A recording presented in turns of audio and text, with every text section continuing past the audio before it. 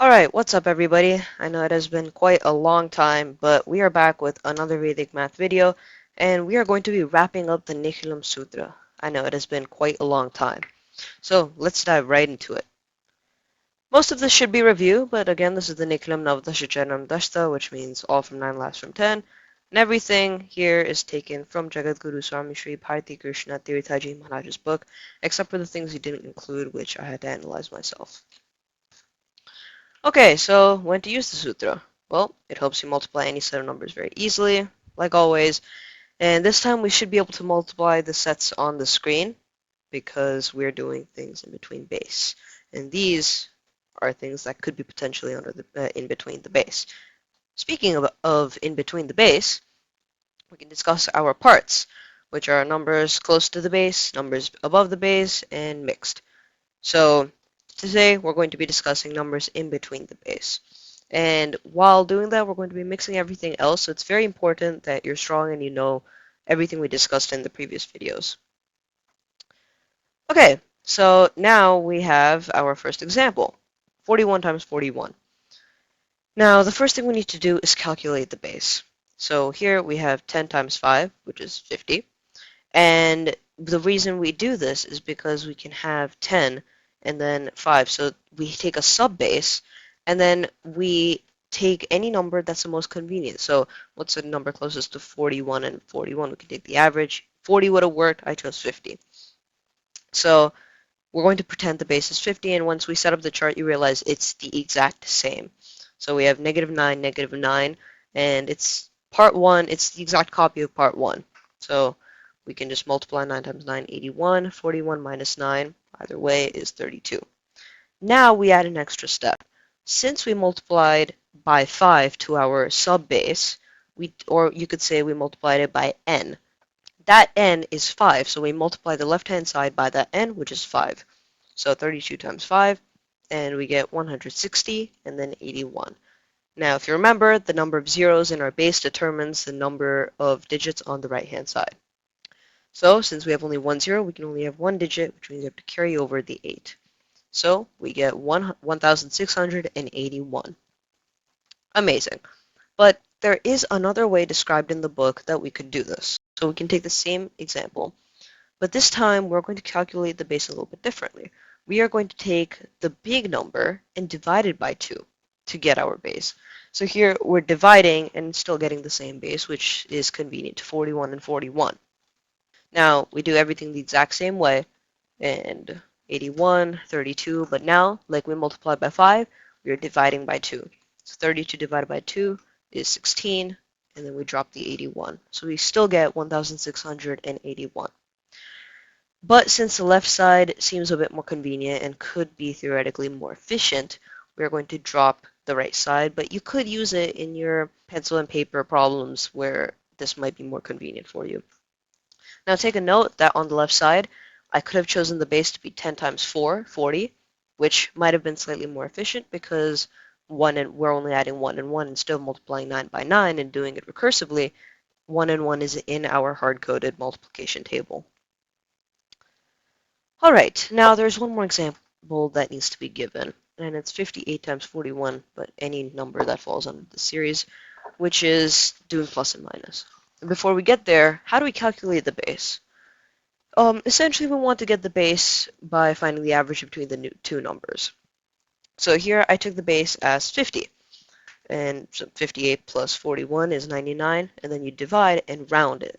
So we're going to be using integer rounding, and we get 50. So we're doing plus 8 and minus 9. Well, we still go about this normally. We have 72 and then 49. Now we multiply by 5 since we did the 10 times 5 method. And we get 245 and 72, which I'm going to bring back up here because I'm running out of space.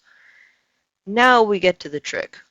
So since we want to basically divide by 10 on the right-hand side, so whatever is left has to stay. So 72 divided by 10, you have 7, remainder 2. If you think about second grade math, you have a remainder, not decimal.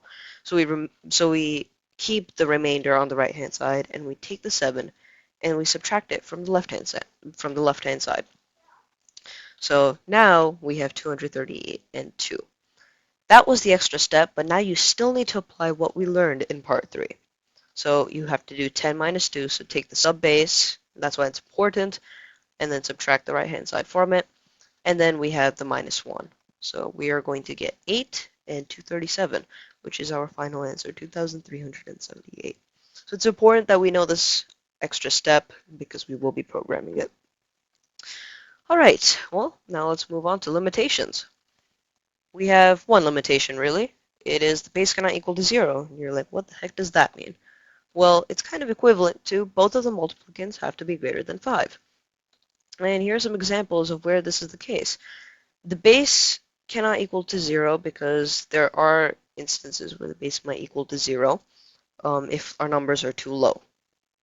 But the multiplicants have to be greater than 5 as well, because not only are they corresponding, but we can have a recursive error. Since we are creating a recursive function, which we've been doing all throughout, there could be some problems with 8 times 2, 6 times 4, and 7 times 3. Like, for example, 8 plus 2 is 10, divide that by 2 to get the average base, and round it up. So 5 rounds to 10, which means base is 10.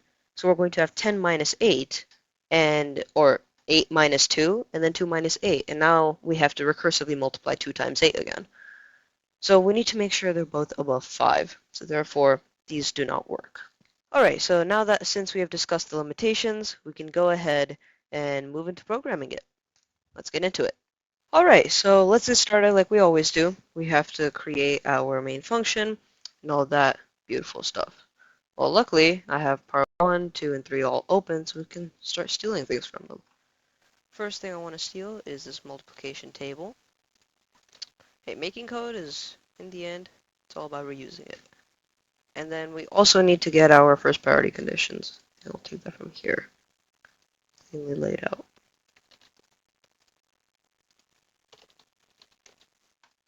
Alright. Now that we have that going, we have our first priority conditions all set up. And now we can finally get started on creating the base. So we discussed the base as being the average between the two multiplicants. So we'll have a singular base, none of the base 1, base 2 business. And all we want is num1 plus num2 divided by 2. Now let's make that actually work. But not just that, we also have to round it. So another set of parentheses, call it round. And then we can, so this is going to round in between decimal places and digits. So here you can put in a negative value for the rounding, so n digits, and that negative will round to the nearest tens place, not tenths, tens. So that will give us the number we want. And then that might end up as a float for whatever reason, so we're going to make that an integer. Alright, and then we discussed that the base could be 0. We don't want that happening. So if base is equal to 0, return formula not applicable. Okay. So that is our very first condition right there. Alright, now it's going to get a lot more complicated, but essentially what we need to do is somehow make it so that the signs are dynamic, because we might have 2 negatives, 2 positives, or plus and minus on either side. So we need to figure out when we're using part 1 or part 2, and then when we're mixing them up, that's totally different. So when do we use part 1? Well, when the number is less than the base. So if num1 is less than our base, then we know we have to use the part 1 method, which means we can actually steal from part 1. So we're coming right over here, and we need right 1. So head on here, and we can just copy that. Now we need a way to determine the sign. So the most efficient way I found out to do that, or the coolest way to do it, is a way that you can set a variable equal to an operator. So you could go a is equal to subtraction for some reason. So that doesn't obviously work, but you can, if you could somehow do that, and you could go a1, 2, you could subtract. Guess what? There is an easy way to do that. We can import this thing called the operator. And this will allow you to make a variable, a function, and an operator at the same time. So now we can set sign1 equal to operator.sub. So now in sometime in the distant future, we can say sine 1 and then 1 or 2, something like that. Near distant future, that is. All right, so now that we have that going, we can set up an else. This is for part 2. So both pluses, and we can go ahead and steal that. So this is going to be part 2. Okay, and then in this case, we're going to set sine 1 equal to operator dot add. So now that we've done that, we need to do the same thing for the second right. So right 2. So I'm just going to copy that. Oh, and we should remove the base ones because we don't have a base 1 or base 2. And we need to remove all the other ones as well. So I'm going to do find 1, replace it with 2. Okay, so now we have all of that all ready to go. Now we can, right off the bat, we can start to calculate. So we can set our right answer equal to main. So we could do multiplication, but we have to recurse. And that's because we can't use a multiplication operator while defining a multiplication function. It's like defining a word by using the word in it. So right 1 and right 2 is what we are trying to calculate. Okay, and then our left answer is going to be equal to, now there are multiple ways we could do this.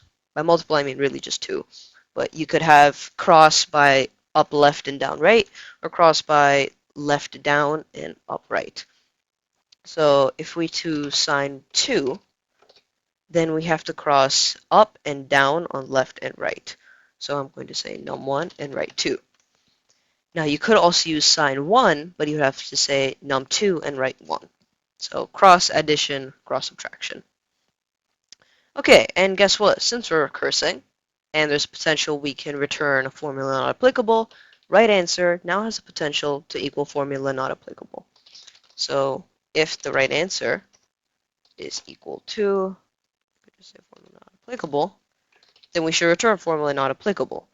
But since right answer is already equal to that, we can just return right answer. It's equivalent to returning formula not applicable. Okay, so now we have some extra conditions. This is for anything that doesn't fall fully under part 1. So there is a potential that some set of numbers like 99, 99 we're multiplying through here, it falls right at part 1. So of course the base would be 100. And that means we don't need to do any of the extra multiplication because we're copying exactly what part 1 does. So we need to somehow differentiate when our base is a power of 10 and when it is not. Fortunately, that means we have to define another function. So let's go ahead, head all the way back up. And over here, I'm going to define a new function, call it is 10th power. And this is going to take a number. Now, good practice, generally, we are going to say if n is less than or equal to 0, then just return false. Not that that might ever happen, but just for good practice. And that's a semicolon. Okay, now I'm going to do something that sounds ridiculous. I'm going to put a while loop in here, but it's really not that much because what we're doing is we're taking the modulo 10 of n and we're checking if that's equal to 0. Now, that just means we're dividing it and checking the remainder. If it happens to be divisible by 10 perfectly, then we're going to integer divide n by 10. So the double slash, one slash means division, but that returns a float. Double means we're integer dividing, so now it will return an integer, and we know that's possible because there's no decimal, like a real decimal. So after we're done doing all of that, eventually, if we have a perfect power of 10, the last digit that's going to be left is 1. So if n is now equal to 1, then we can return true. But if something else is there, then we can return false. And that's how we check if something is to the power of 10th. And that's exactly what we need as well. So if we head all the way over here, now we can add our condition to check if something falls under part 1. So if, we'll say not is 10th power, and we're going to put it in the base, and here's a cool trick. We need to check that sine 1 and sine 2 are both operator.sub. right? So we could just say and sine 1 is equal to operator dot sub and sine 2 is equal to and all of that. Or we could make a set, and that makes it better looking and more efficient. So we could put sine 1 and sine 2 in a set and call that equal to create a set of operator dot sub. And that will check sine 1 against operator dot sub and sine 2 against operator dot sub. How cool is that? And you can basically use that anytime you're trying to do multiple comparisons. So now that we have done that, we need to basically call back to part 1. But string manipulation is what we did for all of that, and I don't want to do that because that's not very efficient. So first of all, left answer has to equal to main of left answer, and the integer of base divided by 10. So here we're basically just going to carry. Sorry, not carry. We are going to do the multiplication. So we're checking here just to confirm. We're not under part 1. We are anything except for part 1. So we're doing the multiplication, and then since we're multiplying and we have this formula not applicable and we're recursing, we need to check it again. So it's actually the same stuff over here. So just copy that. And instead of right answer, we can return left. All right. So now we get to check the other things. So the first thing we could check is if they are different. So if sine 1 and sine 2 are different, which means we're dealing with part 3. And we can do the same set method to make that look cooler and more readable. So sine 1 sine 2 is equal to set of operator dot sub and operator dot add, and it will cross-check both against both. So it doesn't matter what order it is in. And the first rule that we have to do is subtract. So we basically did all of the multiplying. Now we add the extra step. So left answer is going to be, we're going to subtract math.floor. We're taking the floor of the right answer divided by 10. And we did not import math. So let's go ahead and do that. Feels strange. We're importing math to create a math function. All right. So now we have that. So math.floor. So again, like I said, we're dividing it by 10, and we're flooring it so that we have the remainder. All right, so now we're carrying that, and then we need to cut the right answer so it will be just the last digit. So right answer, and here I will use string manipulation. String of right answer, and then we can use the slicing.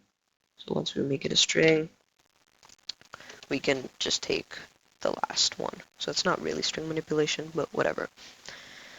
All right, and now we can check something that I didn't tell you about, but as long as the right answer is not 0, we should be doing the 10 minus and subtracting 1 from the left-hand side. So if the right answer is 0, then we don't need to do that. It was part of the deep analysis I had to do. So if not right answer is equal to 0, then we're going to do the standard stuff. Minus equals 1, and then our right answer is going to equal to 10 minus the right answer. All right, so that is part 3 out of the way. Beautiful.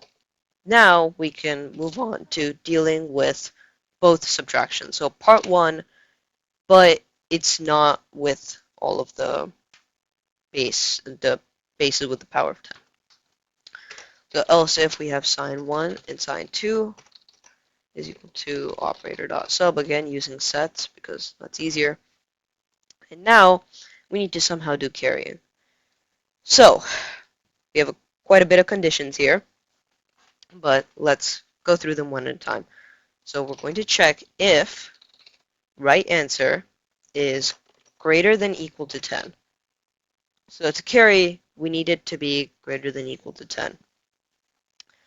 And we need to double check that is 10th power of the base is false. So we're not dealing with exact part 1. So those two have to go together, or we can check that num1 is less than 10 and num2 is less than 10. So that is also something we can check. And now that we have both of those, we can do our carrying. So left answer is going to be plus equal to math.floor, and then right answer, we're going to divide by 10. So again, doing that, and then right answer is going to be equal to the same thing. Oops. So we're going to be cutting it. So it's the same exact logic as up here, but different conditions. All right, and now we're going to do the zero stuff. So in part one, there was a chance that we might have to add to the right answer. So I didn't put this on the slides because this is all review. We should have already known this. So let's go ahead and do that. So set our zeros to, we just head on over, find zeros right here. We can take that, put over here, just base. And then we can do actually the exact same thing. So head on all the way here. Ta-da! Copy that. See how easy it is when you reuse code. Okay, so that's it. Now, even though we're using zeros only once, I will leave it here for clarity, so you know what this is instead of replacing these two. All right, and now we have only one more thing to deal with, which is everything else, which is just plus and plus. In that case, no extra rules apply, so we can just say left answer. It's actually the exact same thing. All right, and we're done. Fantastic. Now we need to remember to return our integer of string of left answer and add the string of right answer. Convert to string, add both of them using string concatenation, convert it to an integer. Amazing. So now we have our entire thing ready to go. Beautiful. Now, to give it a test. So we have a multiple table. I have my test code right over here. So we can have the multiple table here. I'm just going to take all of that. Again, this test code is on GitHub, so you can pull it from there. All right, so we have our placeholders, and I'm just going to, you can use this quick little thing called exit. So I'm going to place it right here so that we exit, instead of commenting all of this out, we exit after completing this. So we can give it a shot. We can test one of the illegal values. Run that. All right. This might seem a little bit strange, but we are trying to multiply in this stuff, but you can see we get 4 million not applicable. Amazing. Now we can try out another thing from our example. So we could try to do something like 53, 41. Go ahead, run that. Ta-da! Get true. All right, enough of that. Now I'll just remove that, and we can comment everything else so this doesn't clutter. Now we need some information to make our graph. So we can start off with 10 times 10. See how many that solves. 82. Disappointing, but it's kind of standard. We can step it up. So 10,000, we only solve about 2,000. All right, no problem. And now for 1 million. Let's go ahead and run that. And we solved 5,902 equations. Okay. Hey, at least we finished this part. So now let's go ahead and check out the graph. Okay, so we can see that it resembles quite a bit. So again, part 2 did the best at 100%, and part 4 falls right in between part 1 and all the others. So it does do the best at 10,000, and then it matches up with everybody else at 1 million. So we do see some improvements, I would say, kind of. But hey, we finished this part. Now, there are some extra parts that we kind of have to go through, so that might be one more video. Corollaries. And that will be very, very simple, trust me. And then we will move on to, in my opinion, the most fun sutra, which I've already begun to explore, the Urdhva Tiryak. It is just so useful and so amazing. So, I'll catch you in the next one. Make sure you subscribe and like the video. See you over there.